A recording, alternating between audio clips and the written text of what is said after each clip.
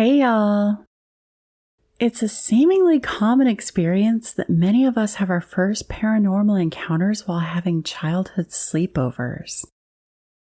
Ouija boards, Bloody Mary, light as a feather, stiff as a board, seances, and other mystical activities practiced by innocent kids and teens can sometimes culminate to being a little more than bargained for.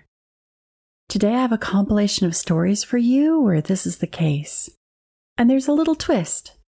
The last story in today's episode is my own. I'm Candis, and I'll be your guide.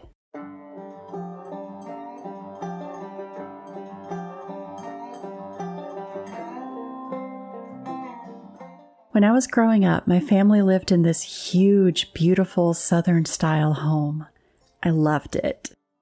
I have very good memories there. However, it was the most active home of all that I've lived in since. Very active, but only to my mother and I. My two brothers and my dad never had any experiences. My mother had a couple.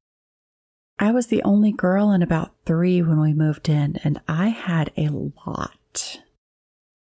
At first, being so young, I didn't think anything of the experiences.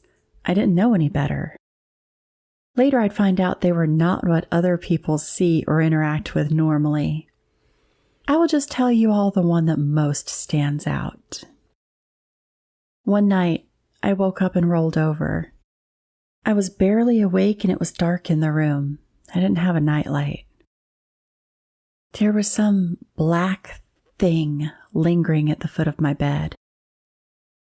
I couldn't make it out right then. I sat upright in my bed and tried to make it out. I still couldn't really. So I got on my knees and leaned toward it. Now remember, the whole room is dark, but I can clearly see that there's something there. It's not a figure. It's just suspended in darkness. As I leaned toward it, within 2 feet or so away, it looks like a hand, but not a hand because it only has 3 fingers, bent slightly as if they were just hanging there. It had no fingernails, but pointy tips. It wasn't connected to a body either. I just leaned back against my head frame and watched it until I fell back asleep. It never moved. This happened a couple more times, but it seemed to be getting closer to me each time. Then one night, my cousin stayed over and she slept with me. I woke up and rolled over to face her, and it was right there, in my face, hanging directly over her as she slept. It had never been that close before. I was scared, but I could actually reach out and touch it, and I wanted to. I reached my arm out and then pulled it back. I never did touch it. I just watched it until I fell asleep again. That was the last time I saw it. Fast forward 10 years. I was helping my mom in the kitchen with supper. As we were talking, that old house came up. I finally told her what I saw and she immediately stopped what she was doing. She asked me more. Then she took 2 pieces of paper out and asked me to draw it. While she was doing something on the other piece of paper. When we both finished, she asked that we swap papers, and we did. She had drawn the same thing. We both just looked at each other in amazement. She told me that when she was little, she'd went to a slumber party. All the girls slept on the living room floor in sleeping bags. She said that she woke up in the middle of the night and saw this claw thing hanging over the girl next to her. She reached out to touch it, and before she did, the girl screamed loudly. Everyone woke up and the girl was crying and saying someone had pinched her. My mom was accused of doing this. She swore she never would have done such a thing. But this girl had clearly been pinched hard enough to draw blood. I've done some research and I haven't come up with anything this claw could be.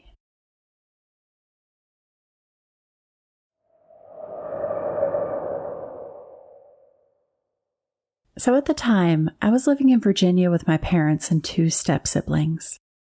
We'd recently moved into a newly built townhouse development. Our townhouse had 3 floors in total. The upstairs area is where the bedrooms were located. The living room and the kitchen were on the main floor, and the basement was my sister's bedroom. At the time, I was becoming increasingly interested in the paranormal. I would watch all sorts of ghost shows on television. Eventually, I learned what a Ouija board was. I wanted one, but I knew I wouldn't have the means to buy a real one myself, and I knew my parents would not approve.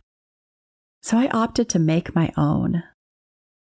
I created a template on a piece of cardboard, carefully replicating what a real one would look like. For the planchette, I used a plastic, square-shaped lid that was the perfect size. I heard that it wasn't safe to use it by myself, and I didn't have any friends in the area at the time, so I asked my sister if she would try it with me. She was reluctant at first, but after some convincing, she was game. Her uncle had recently passed a few months prior, so we decided to try to contact him. We set the board up in the basement, her bedroom, with a picture of her uncle next to us. We both lightly put our fingers on the makeshift planchette and began to ask questions. Like, "Uncle, are you here with us tonight?" To both of our surprise, it didn't take long to get a response. The planchette moved to yes with force. At first, I assumed that my sister was messing with me, but soon I would be proved wrong because she started crying really hard. After a few more questions with responses, my sister informed me that she wanted to stop. I don't remember what else we asked because it was so long ago, but I do remember that the planchette would move with haste after every question we asked.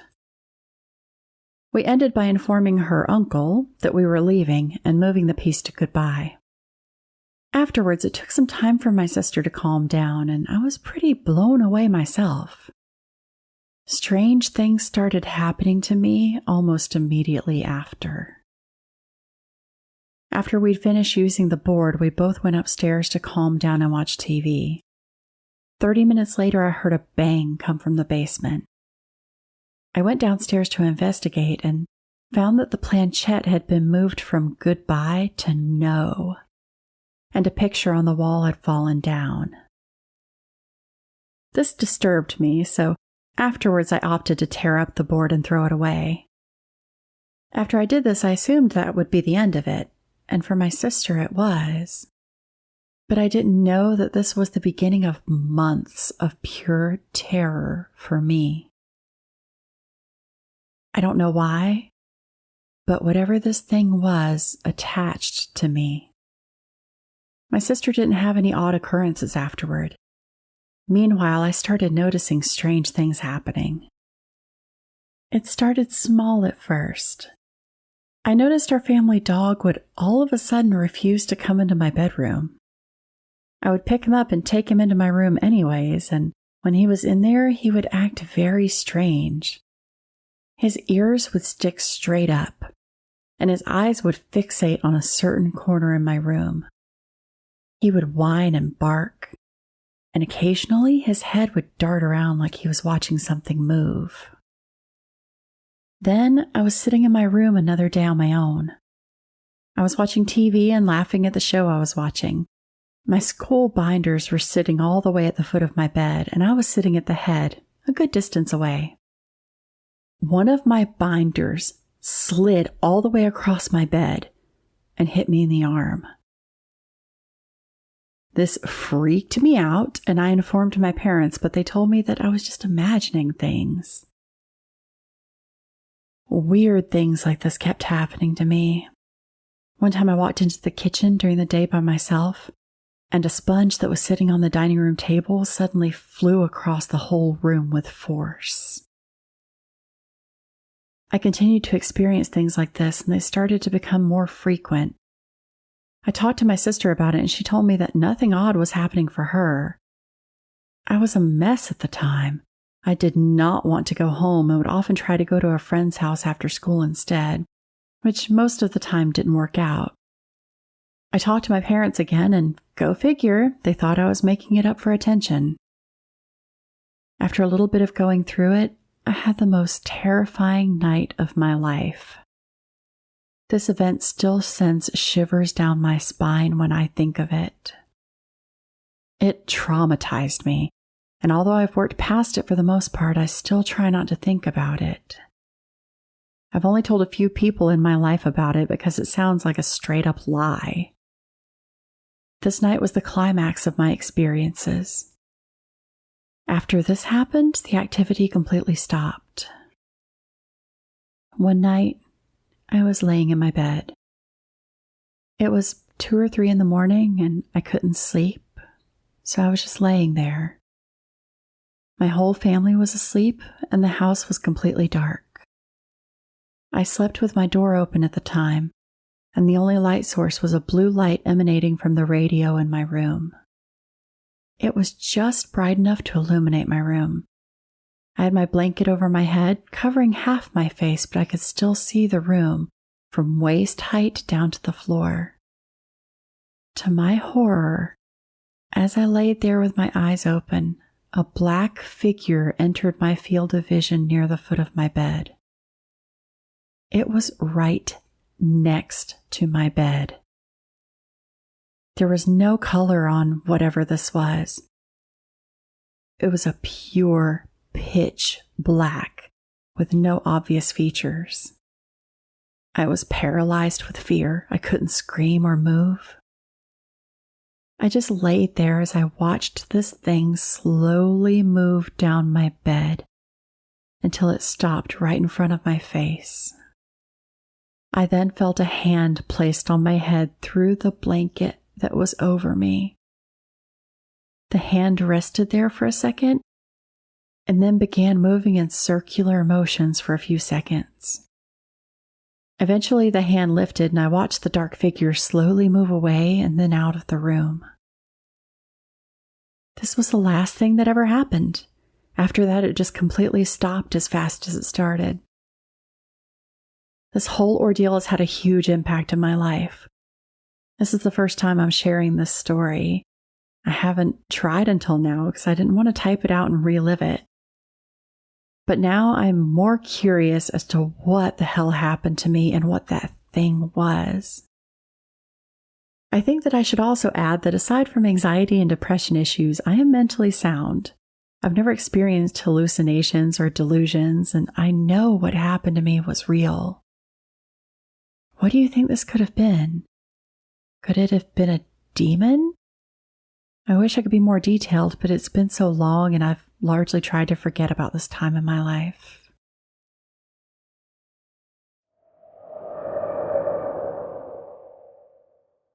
This happened back when I was in college and we had a slumber party full of dudes. We used to hang out together at this one friend's house. We'll call him Ken, since he had the best internet connection and played League of Legends on our computers together all day long.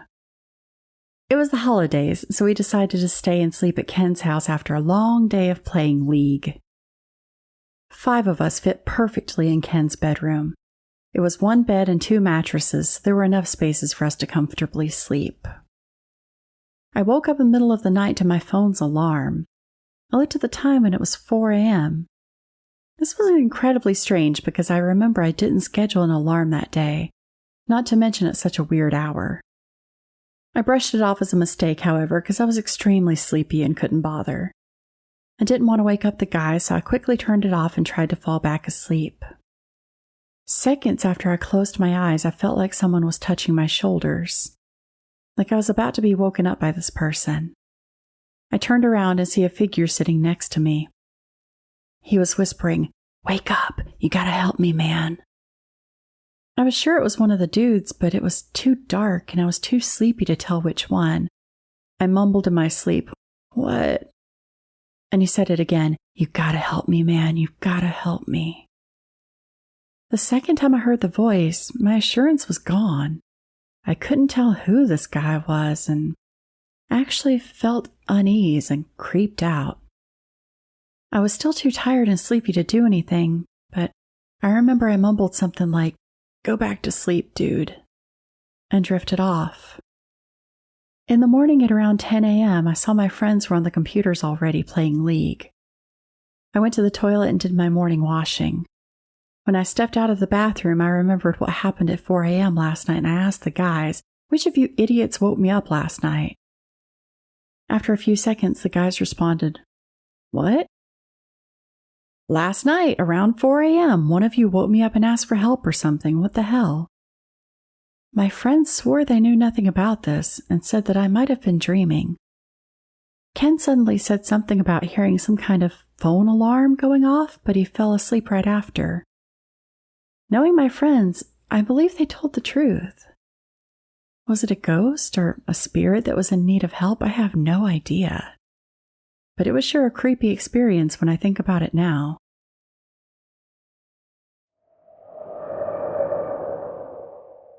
Light as a feather, stiff as a board.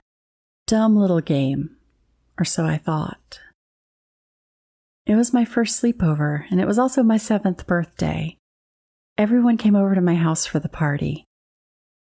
After all the festivities, presents, cake, and games, we all settled in for scary stories in our sleeping bags in the downstairs living room. We couldn't decide on who would tell the story, so we decided to play light as a feather, stiff as a board. We were all 6- and 7-year-old girls and had watched this witch movie the week before and wanted to be witches. We hyped each other up. We were going to cast spells and make people float. Oh yeah, we were so cool. We all turned the lights down and got in a circle and laid my sister down. We each put 3 fingers under her and started chanting. It doesn't last the whole 3 verses. No one can keep a straight face, and we all start laughing and joking instead because we're 6. I really wanted to make it work, like really bad. So I convinced everyone to try again on me, the birthday girl. And we are going to be serious and do it in a really, really dark room. They all agreed. They could be serious. They were going to make me float for my birthday. So we headed down to my room to get it ready. Now, my room is pitch black. Doors shut, no lights, curtains on the windows, nothing, just blackness. They all gather around me and put 3 fingers each under me, whatever, and start chanting. I don't float. I don't even budge. I tell them to be serious and actually chant like they mean it. Come on, make me float. We all start again, and we all see it. We all lose our minds. Scream at the top of our lungs, and we book it out of there. My poor mom, she had 6 girls crying hysterically and couldn't get any of us to calm down and tell her what happened. She put us all in her room and went around the house. No one was in the house, and all the windows and doors are still locked, obviously. So she comes back and tries to calm us down. My friend Jenna was the first to contain herself enough to get out, between sobs, that there was a scary shadow man in the room that tried to grab her. We all lose it again, because that is not what we saw. What man? It was a light. A light. We all saw a lightning bolt of green, glowing light that flew from within the closed closet door around us and through the bedroom door. Not a man. It took my mom an hour to calm us all down. She finally had to bribe us to stop crying with ice cream. After we were all calm, she lectured us about scary stories and watching scary things on TV, and that she didn't want to hear any more. She put us all to bed, and we all slept on the floor of her bedroom. No one would sleep downstairs or in my room after that. The next morning, Jenna got picked up really early, before breakfast. She had my mom call her mom as soon as she woke up, way before the rest of us did. She never spoke to me again. She avoided me and was just no longer my friend after that. Everyone thought it was weird. Years later, I found her on Facebook and sent her a message. She doesn't remember me and doesn't remember that night, so she says. I've talked to the other girls several times over the years, and we all agree That light felt malicious. It scared the crap out of us, and Jenna must have just seen something else that night that we didn't see.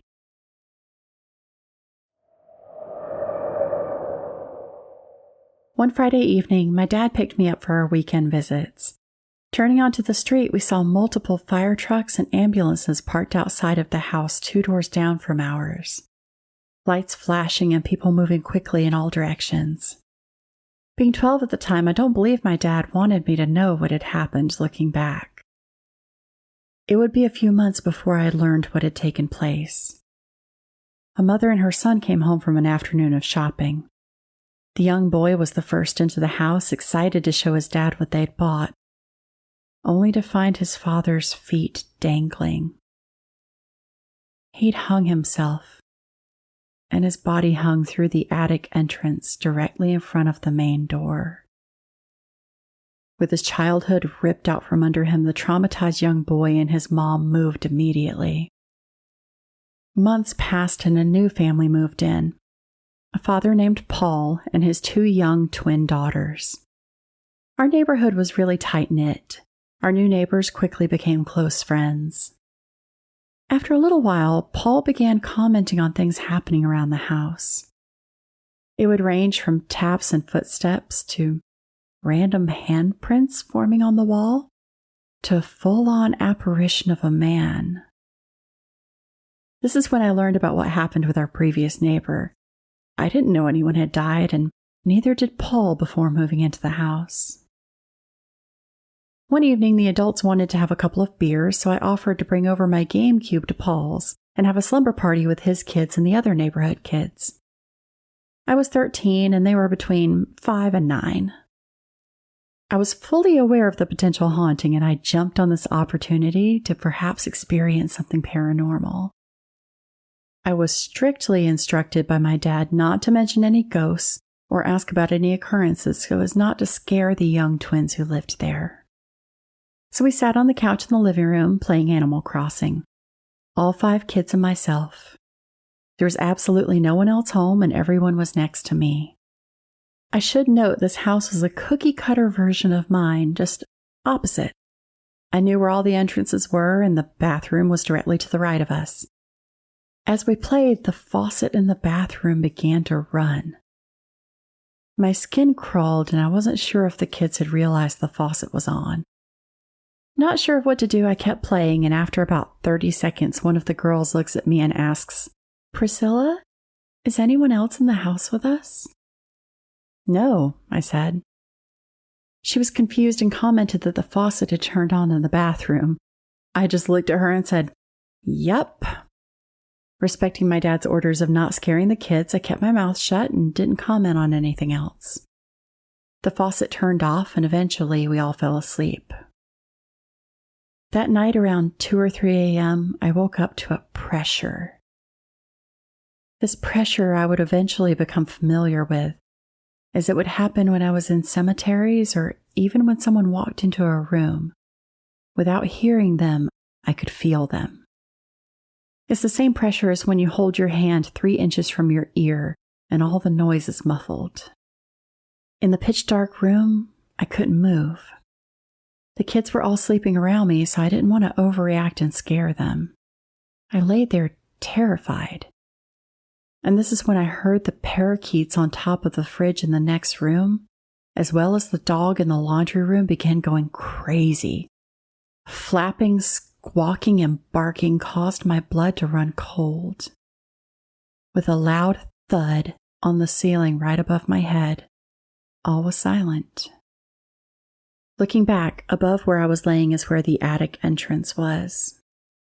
I couldn't sleep for the rest of the night.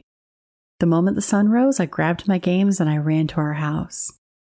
My dad sat outside and was surprised I was home so early. I told him of the happenings and he chuckled, exclaiming, "Ghosts aren't real, child."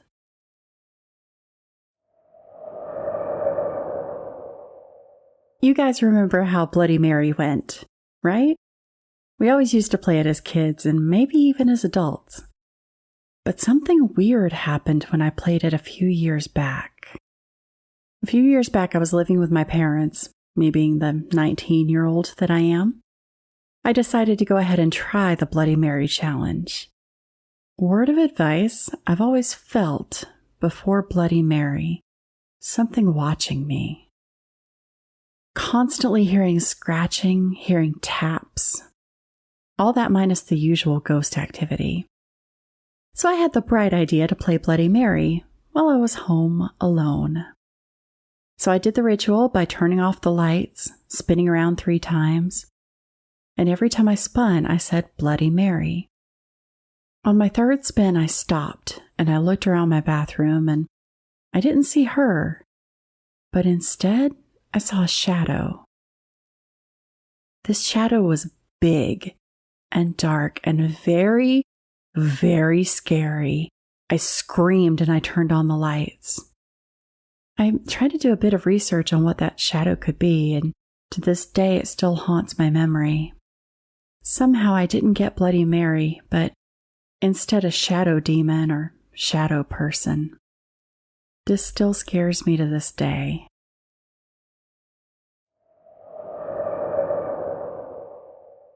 Well, y'all, it's about that time. I'd like to tell you about the first paranormal experience of mine that I can recall. Definitely the most memorable one. When I was about 13, like any other little goth kid wannabe, my favorite movie was The Crow. I had this poster hanging proudly in my bedroom throughout middle school. One day I was having a slumber party, myself and 3 other girls. We had the bright idea to try doing a seance.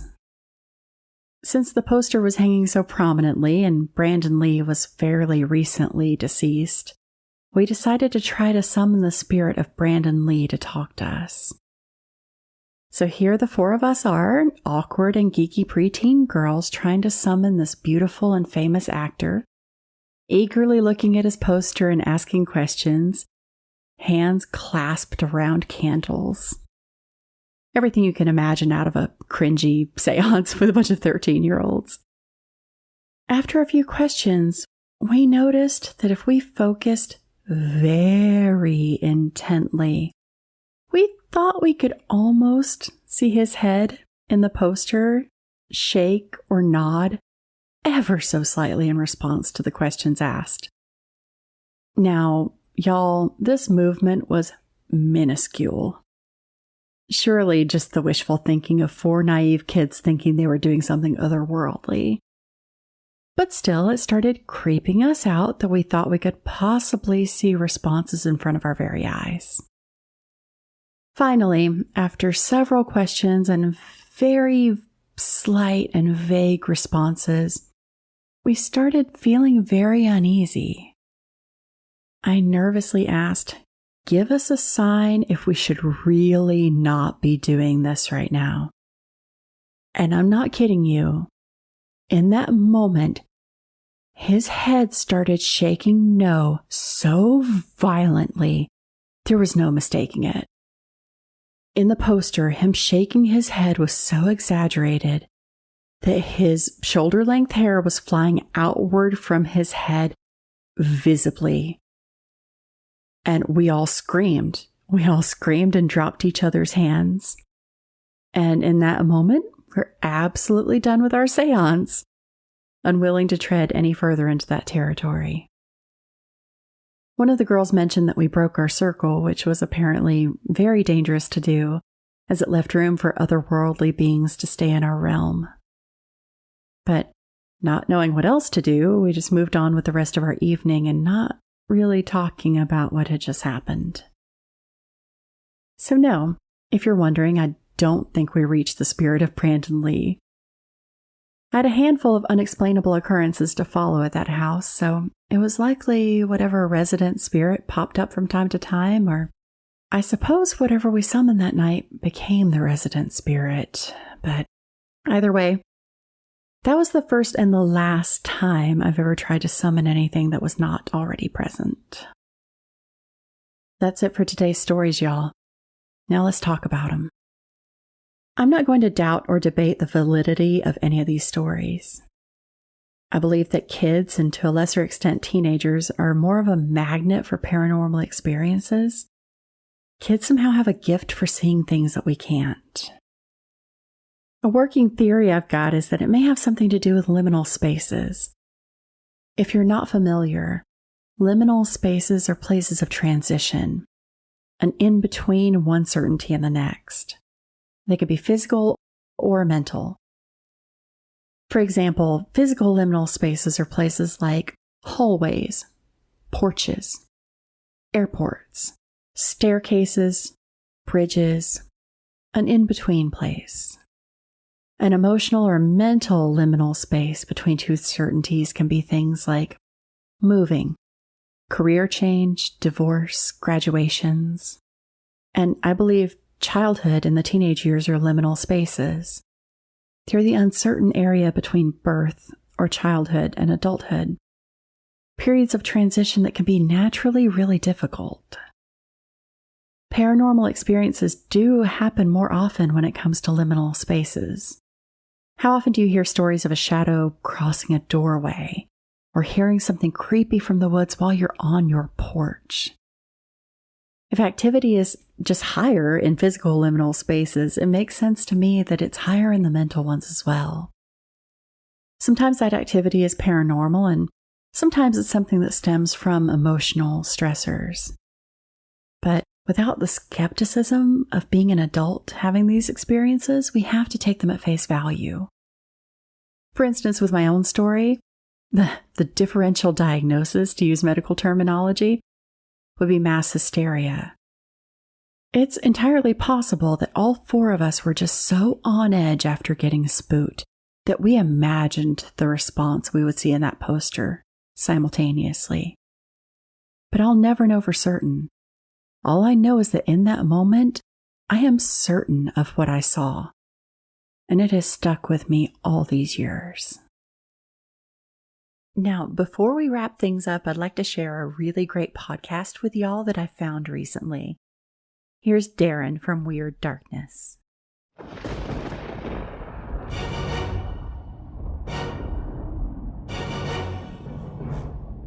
Welcome, weirdos. I'm Darren Marlar, the host of Weird Darkness, where I bring you true stories of the paranormal, supernatural, legends, lore, crime, conspiracy, mysterious, macabre, unsolved, and unexplained. Named one of the 20 best storytellers in podcasting by Podcast Business Journal, and ranked one of the best true crime and paranormal podcasts by Podcast Magazine. Bolt your doors, lock your windows, turn off your lights, and come with me into the Weird Darkness, posted 7 days per week. Find Weird Darkness everywhere you listen to podcasts, or visit WeirdDarkness.com.